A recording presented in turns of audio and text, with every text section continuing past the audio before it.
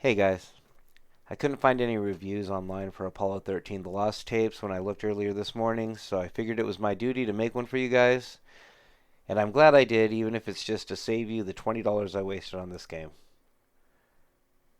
This game's a sci-fi horror first-person shooter that's supposed to be retro, I think, but you start on the moon, and then it looks like you're supposed to advance to Mars, but I couldn't get the game to advance, but we'll touch on that more in a second.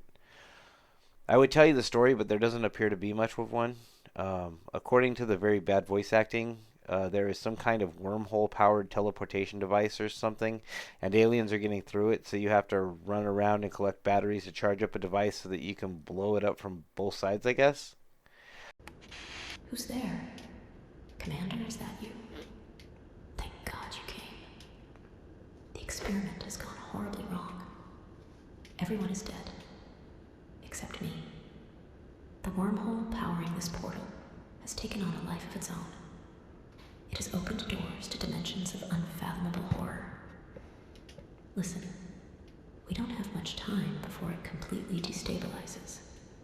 The only way we can destroy this thing is to overpower the core reactors from both sides.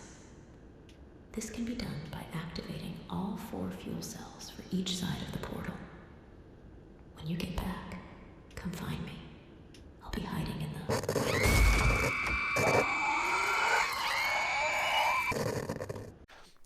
All I know is the game is very clunky. It took me a solid 5 minutes or more just to get a film on a projector, which is how you load levels. But eventually I figured it out. Slamming the film on the wrong side of the projector works, while attempting to actually load the film onto the projector from the correct side does not work. Once I got in, I was taken to an armory where every gun was locked, and since I had not been prompted to buy anything and hadn't done anything yet, I assumed I didn't have any money. So I went into the game and had no weapons, and just kited enemies around the map until I got killed, because apparently you don't start with a gun unless you buy it. Grabbing ammo from your left pocket is done exactly the same way you grab the gun that is on your left holster. So if you accidentally ever equip a weapon in your left holster, just expect to die.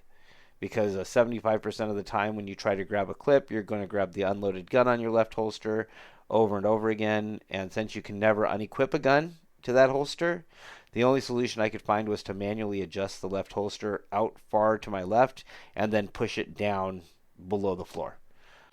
Pressing down on L3, which is a stick you use to maneuver, will pull up a menu on your left hand that does little more than prevent you from grabbing ammunition clips and reloading your weapon if you're in manual mode. So every time you heavy thumb it, you're going to have a hard time trying to grab any kind of ammo. When you do need the menu, it is only somewhat responsive. Sometimes picking things up is done with the grip button, but sometimes it's done with the trigger because this game doesn't seem to like consistency. The AI in this game is non-existent. Enemies just spawn infinitely and immediately run directly at your position, regardless of whether or not they're in a position where they can see you.